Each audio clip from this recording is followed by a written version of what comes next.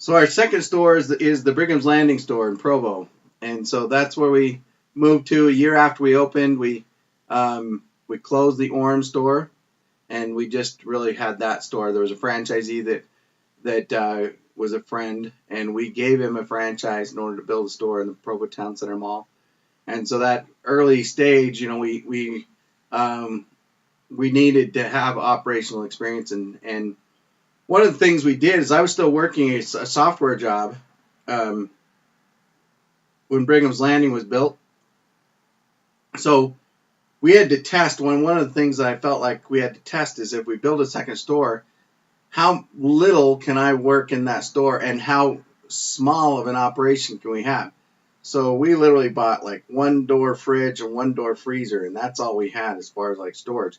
And we were getting deliveries about every couple of days.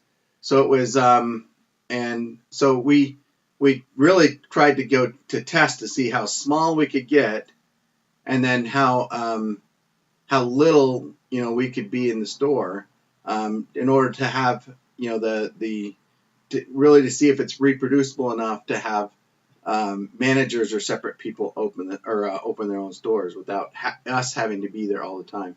One thing we noticed when we were in the New York burrito store is that we were there so much of the time that if some of our friends or customers or regulars would come and drive up and see if they could see us, now we might be in the back room, but they didn't know, and if they didn't see us through the window, they would drive away. So we knew that in order to have a life, we had to make sure that we could have a store and not actually have to be there all the time, because that's the only way. In fact, I told one of my, I'm in the National Guard, one of the people that I worked with, after a while, he says, well, I can't try to come by your store, but you weren't there, so we went to Cold Stone.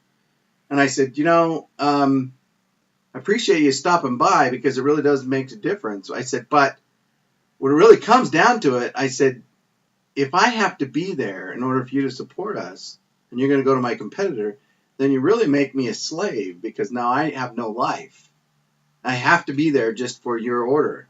And I said, that's not, and he says, well, I apologize. I didn't even think about it like that.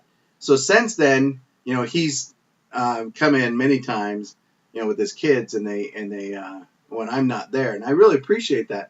But people need to realize that, store owners are people too, and they really need to have their own lives, and the store isn't everything to them, and it shouldn't be. You have to be able to live as a person.